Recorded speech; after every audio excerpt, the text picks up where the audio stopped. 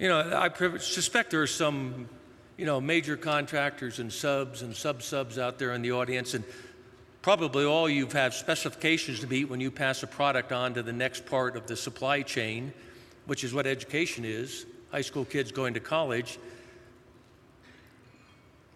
1983, we were just debating whether or not if you graduated from high school, you should pass the specifications to go to college.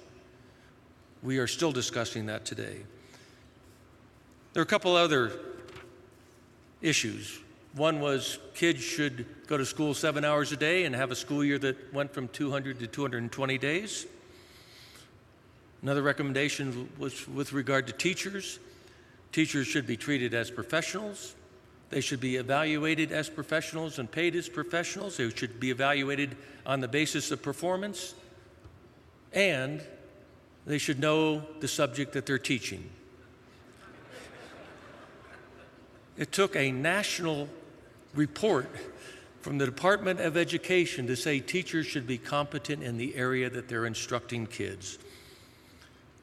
The last area was one of leadership, which basically gave a charge or charter to the Department of Education, which said the Department of Education should do a couple of things. They should help all students achieve, whether those students are gifted, minority, or handicapped. And that also the Department of Education should focus its efforts on research and training in the area of education. I looked at these recommendations given in 1983, and they seem fairly contemporary to the discussion we're having today.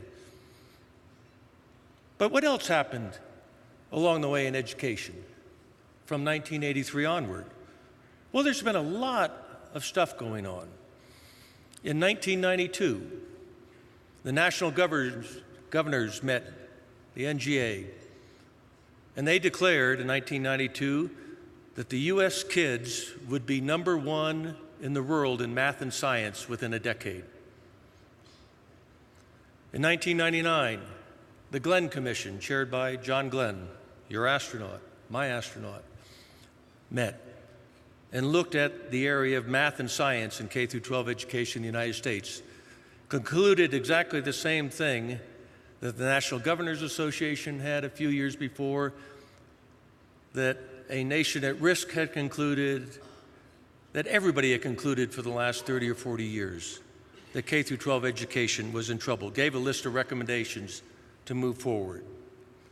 In 2005, the National Academies, the National Academy of Engineering, National Academy of Science, Institute of Medicine, convened a study at the request of the U.S. government, Congress. Where are we in competitiveness? That report concluded our K through 12 education was our Achilles heel and gave a series of recommendations of what to do, exactly the same as the recommendations given for the prior 35 or 40 years. In 2008, the National Governors Association met again. They decided the claim that they made in 1992 had not been met, that they were going to rededicate themselves to our educational process. Also in 2008, a bipartisan commission met to review the recommendations of a nation at risk, which had occurred 25 years before. That bipartisan commission concluded the following. Essentially, none of the recommendations given in the original report had been implemented. This was not the time for more studies, more research, more commissions, more reports. There were common sense solutions to the problems we had with our K through 12 education system. The problem in implementing those solutions had nothing whatsoever to do with education. It had everything to do with the politics and the incumbents involved in the education system that were resisting change. And it was essentially impossible for local school districts or states to implement those changes without strong national support and a stronger backbone. Okay, didn't stop there. 2010, Rising Above the Gathering Storm group got together again and said, hey, we gave our report 5 years ago, let's give a 5-year update. The subtitle to the 5-year update underneath Rising Above a Gathering Storm was Approaching a Category 5. Guess what the report said? We're in worse shape today than we were 5 years ago when we said we were in bad shape. Doesn't stop there. 2011, President Obama said, within this decade, our kids will be number one in math and science. Doesn't stop there. Last week, I participated in a phone call of a study group put together by the Council on Foreign Relations, who have decided that our K-12 education system is a national risk to our national defense, national capability, and they now want to put their weight behind a report telling us what to do to fix K-12 education. You know, after you look at that 50-plus years of reports, I think you can only utter 5 words. Houston, we got a problem.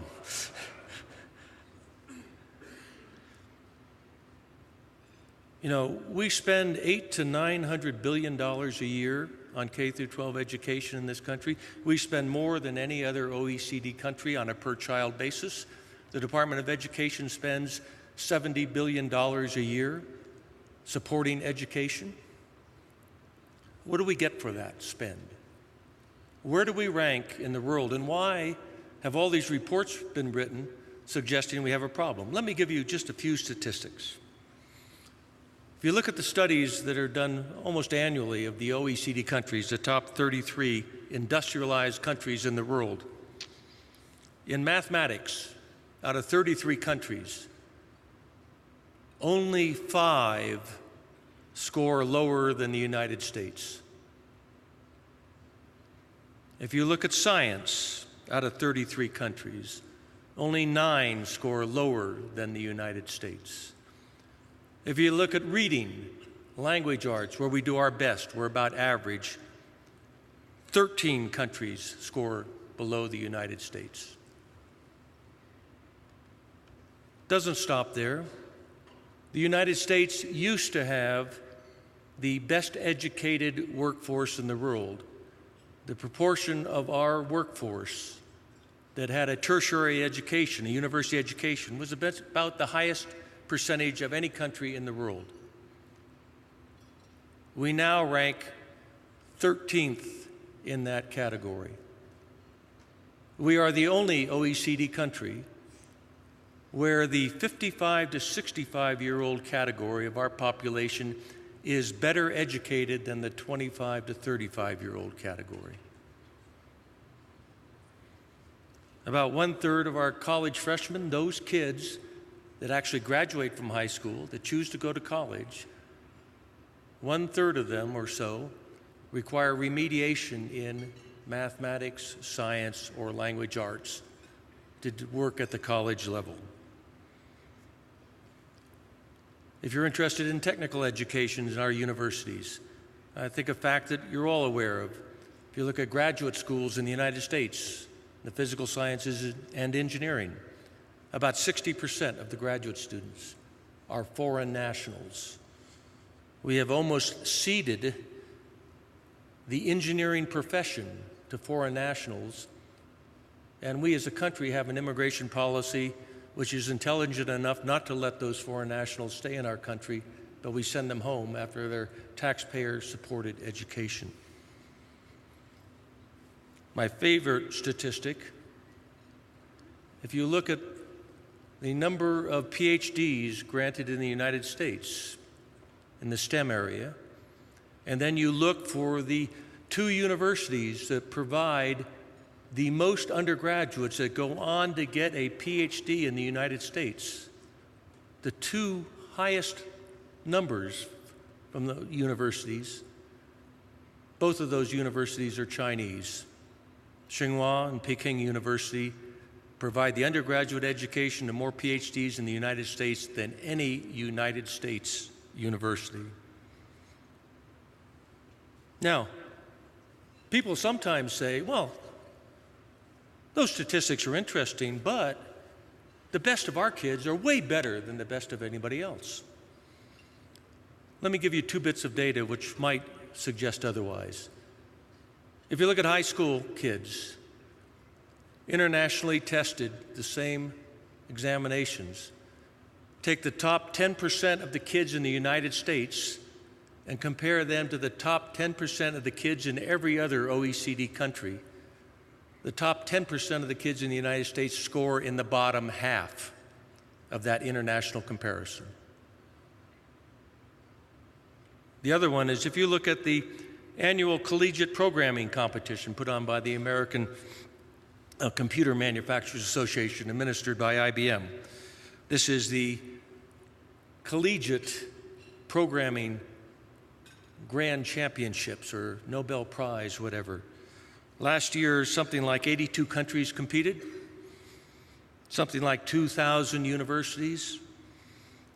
This contest used to be a slam dunk for U.S. university students. In fact, my alma mater, Stanford, won this in 1985, 1987, 1991. But the competition's gotten a bit tougher as the years go by. The last American winner of this competition was Harvey Mudd College in 1997. And in fact, last year, the highest placed U.S. team was 14th. This competition is dominated by teams from Russia, China, Eastern Europe, and Taiwan. I think it's fair to conclude from these statistics that our universities are facing increased competition. At the same time, our K-12 system is essentially flunking. Okay, what do we know about K-12 education? What are those common sense principles that people have been talking about for 50 years to implement in the United States to fix the problem? Michael Barber did a great study when he was at McKinsey a few years ago. He went around the world and looked at all the high-performance education systems. And he said, hey, there are 3 characteristics of any high-performing education system in the world. You go to Singapore, you go to Finland, you go to Korea, you go to any place that has a great K-12 system, and there are 3 things that you find. They have great teachers, they have high expectations, and they have tension. Well, what is tension? Tension is a feedback loop in the system that catches students, teachers, or administrators who are having problems and helps them. Tension is paying teachers for performance. It's not giving a 24-year-old lifelong tenure in the education system when they're 2 years out of education school, but it's treating them as professionals and paying them as performance. Precisely the recommendations that were given here in the United States 50 years ago. Well, what else? Other studies do we have? Bob Compton does a series of short video documentaries on education. He did one a few years ago entitled 2 Million Minutes. And you might ask, well, what the world is 2 million minutes? 2 million minutes is how many minutes there are in 4 years, and 4 years is a high school career. He followed 2 kids in China, boy and girl, 2 kids in India, 2 kids in Midwestern United States through their high school career. And he